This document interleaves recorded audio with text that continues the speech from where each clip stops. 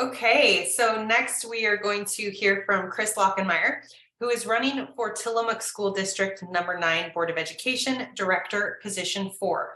Kris is running against Valerie Bentham, who was unable to join us for these forums as of yet. So Kris, if you want to just go ahead and tell us a little bit about yourself and why you're running for school board, and then I'm just going to ask you a handful of questions. Right on. So good evening. Thanks, Sadie and MooVoter for the opportunity to gather tonight and talk directly to voters. I'd like to take this chance to introduce myself for those who may not know me. I was born and raised in Western South Dakota and attended public schools in Rapid City. I have to tell you, I love school. I was active in band, student government, and I was a wide receiver on our championship powder puff football team. I graduated from South Dakota Tech with a degree in chemistry in 1984, married my high school sweetheart, and entered the work world as a materials engineer for hot air and high altitude balloons. And unfortunately, that marriage ended, but I was blessed with 2 sons, and luckily I had a career to support us. Being a single parent wasn't easy. In 1995, I married my husband, Tim, and we moved and made our home in Hillsboro, and Tim started Nearspace in the basement of our home. He and his first employee used to take our dining room table apart during the day to seal balloons and put it back together before I got home in the evening. The business moved to the blimp hangar in 1998, and after commuting over Highway 6 for over 10 years, we made Tillamook our home in 2007. Our son Gabe started 2nd grade at South Prairie, and he graduated from Tillamook High School in 2018. During those years, I wore many hats, as most small business owners do. From finance to contracts, materials engineering to human resources, I've done it all. And I can't forget being a mom and a cheerleader for Gabe. I've balanced work and family my whole adult life. Oh yeah, and the best part of my days now, being a grandmother to 3 granddaughters. Why do I tell you this? I tell you this because I want you to know who you are voting for and who the person is who has been on your school board since being appointed in 2011. This is my first campaign in my 12 years on the board. And while I wasn't sure I wanted to run again, I am still very passionate about public education, and I'm eager to continue to serve. I look forward to answering Sadie's questions. Thank you so much, Kris. We really appreciate that. And I just want to say thank you for being with us tonight and for making the time to sit in on this interview. It's really important that we help voters make informed decisions and help them get to know their benefits a little bit more. So I'm going to ask you a handful of questions, like I said. So the first question is, how can the school board be more accountable to the public on student achievement, school performance, and progress over time? Yeah, so, annually the state puts out a report card on all of the Tillamook schools. And so, number one, we need to publicize what our results have been. And I think, coming out of COVID, we definitely experienced learning loss. So the focus and all eyes are on academics right now. We have kids that are far behind in both reading and math. So the school board intentionally is focusing on building up those academic metrics, although they're only one metric of a student's success. 3rd grade reading is super important because that's like a measure of future success and graduation predictability. So I would say, publicizing as much as we can with our parents because they're a partner in that kind of activity, and just really having the focus on academics should help us. So you mentioned learning loss, but what are some of the other literacy challenges that students are facing in the district, and what steps do you foresee taking to address those challenges? Oh, so say that one more time. Yeah, so what are some of the literacy challenges students in your district are facing, and what steps do you foresee taking to address these challenges? So, you already mentioned COVID and that learning loss that came with COVID. Are there other literacy challenges that you see in the district? Well, every 7 years we update our curriculum, and last year we happened to update our ELA curriculum, English Language Arts, across the district. And so in our elementary grades, we migrated to wit and wisdom. So that's a new curriculum that teachers had to, wrap their arms around.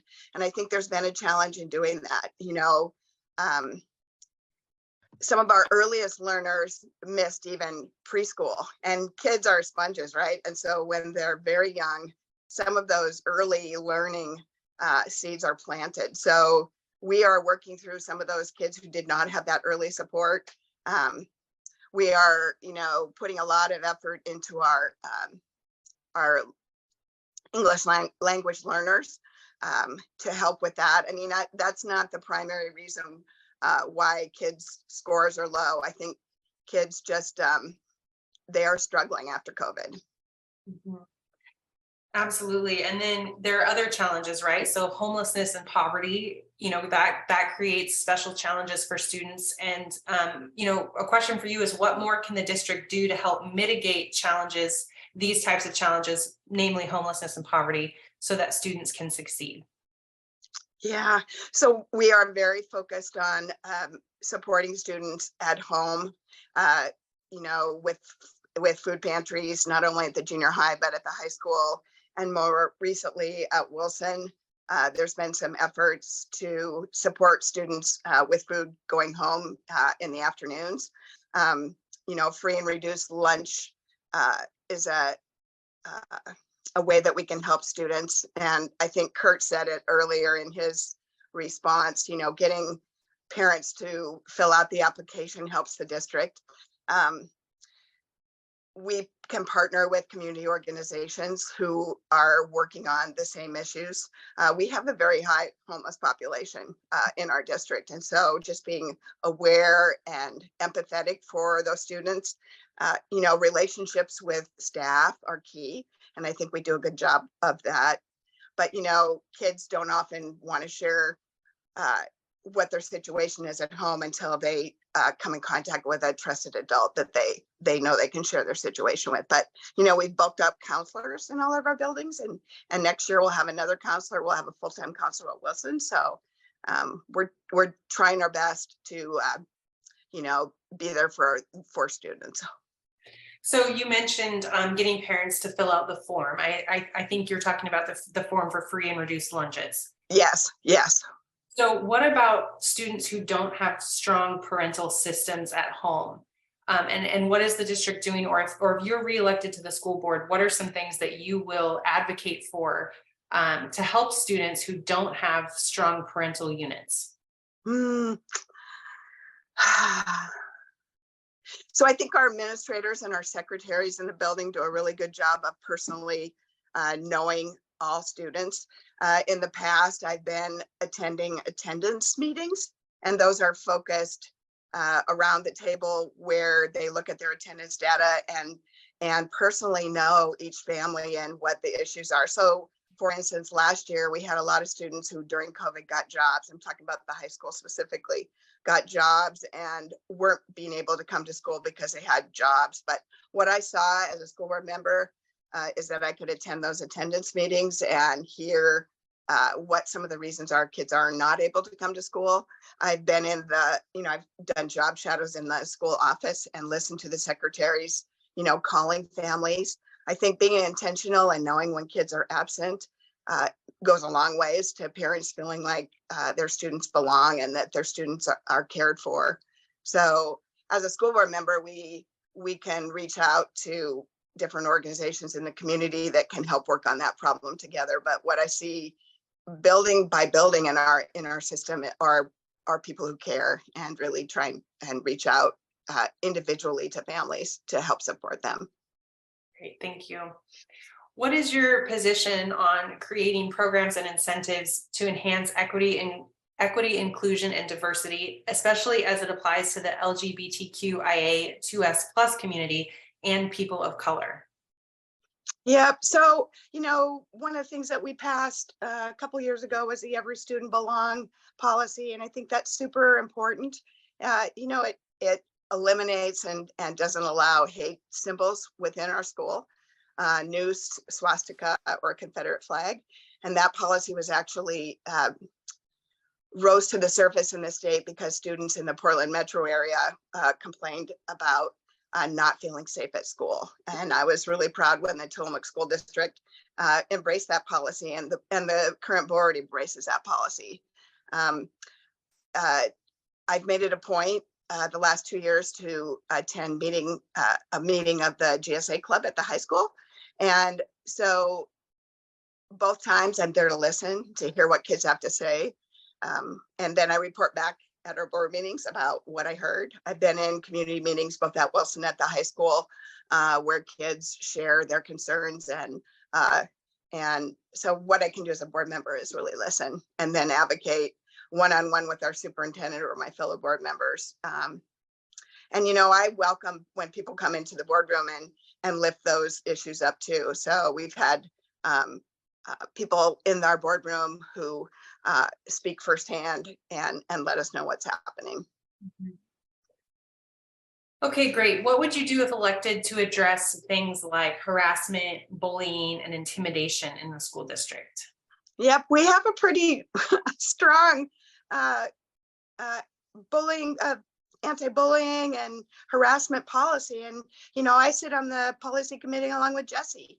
And that was a new committee that was just formed last year. And so we go through those policies as they get updated from the state. And we have really strong policies. So it's up to the staff in the buildings to enforce those policies. And so what I can do as a board member in my schools that I'm a liaison is to be present. And I'm not talking about micromanaging. I'm talking about developing a relationship with that administrator and those staff members, listening to students. And when there are situations, being someone that those administrators trust to come speak about what's going on. I mean, we've had bullying incidents at the high school, and there have been consequences for those students. And so I think we just need to consistently follow our policy and make sure that we're doing everything we can to have a safe environment for all students. You mentioned very important to me. Okay, so you mentioned an anti-bullying policy, and I'm just curious if you can talk a little bit more about that. Like, when was that established? And, are you seeing a difference in terms of when you say following the policy? So I don't know if you know, Sadie, but all of our district policies are on the district website. So you can go in now, and under school board, you can search, you could put the word bullying in, and that policy would pull up. That is not a new policy. That policy's been around for a long time. So I think what's going on in the community affects it. I think that our community has been under a lot of stress. And so, the atmosphere at the high school ebbs and flows, and the atmosphere at the schools ebbs and flows. And so we just need to, from the top down, from the board on down, just be non-tolerant of that kind of activity. So I would encourage anybody to go on our district website, and if they're curious about that policy and specifically, I bet you it's been there, Sadie, since I've been on the board in 2011. That's a required policy from the state. That's not one we just made up. Great, thank you. Kind of along the same thread of bullying and harassment, do you have any concerns about the safety of students as it applies to firearms? And, if yes, are there steps that you would suggest to ensure that students and faculty and staff all remain safe? Yeah, so we live in a community where people like to hunt, right? And there's a lot of guns in homes in our community. And so number one, gun safety is super important, and teaching kids who are around guns in their homes how to handle a firearm safely. And I can go back to when Gabe was, oh gosh, he must have been at East or the junior high, and they went to the movie for a field trip, and a previous patron had left a firearm in the seat of the movie theater. And it was only because Levi Crabtree knew how to safely handle a gun that situation wasn't worse. I personally walked around with Chief Rao, SRO Olson, and Superintendent Shelley in the fall to every single building. And we did a walkthrough with eyes on how we can improve security and safety. It concerns me more so, I think, on the line of if we're not kind to each other, if we allow a culture of bullying, or especially with like our trans students, right? Or some of our traditionally marginalized students, if we allow a culture where people don't feel safe and they harbor resentment, we could open ourselves up to being the next school shooting. So, kindness needs to be 52 weeks out of the year, not just 1 week in February. Great, thank you. And I just have one more question for you tonight, and that is, what steps would you take to give more support to students in IEP programs? Yep.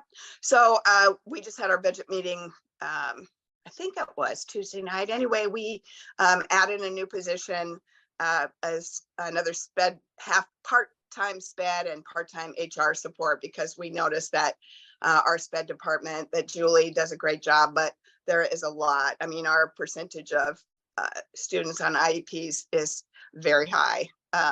So we're trying to address that with resources, helping those resources go to the right place. You know, a few years ago, we added some document people who help us with that paperwork. I mean, IEPs are a big process for not only the teachers, but families. I mean, families are at the table and students. So, you know, as a board, we get annual reports about IEPs and you know, the success of our special ed work. So, you know, as a board member, I can, you know, I'm not a liaison to the special ed department this year. Justin is, but we hear from Justin and we hear from Julie every month on issues that are going on within our sped department.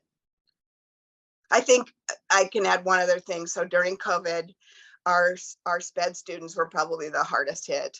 Those were the kids who, you know, now it fell on the parents to, you know, try and educate their students, and it's already probably a big weight on their shoulders. So I remember Dave Hollingsworth voting, you know, we need to have kids back in the buildings, and he had a special needs kid, Corey.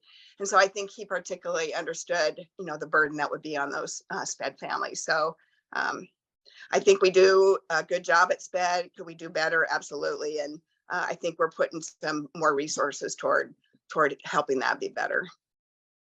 Great. Thank you so much, Kris, for your time tonight. We really appreciate it, and the voters appreciate it, and we just appreciate you. Is there anything else that you would like to add? Any kind of parting words? No, I just would encourage people to, you know, to vote. You know, traditionally special elections in May have a very low voter turnout, and up and down the county, there are really important races. And so I encourage people to be engaged because seats like the school board or the college board or fire boards or whatever they might be, these are volunteers that are doing important work for your community. I appreciate your vote, obviously. Great. Thank you so much. Thanks.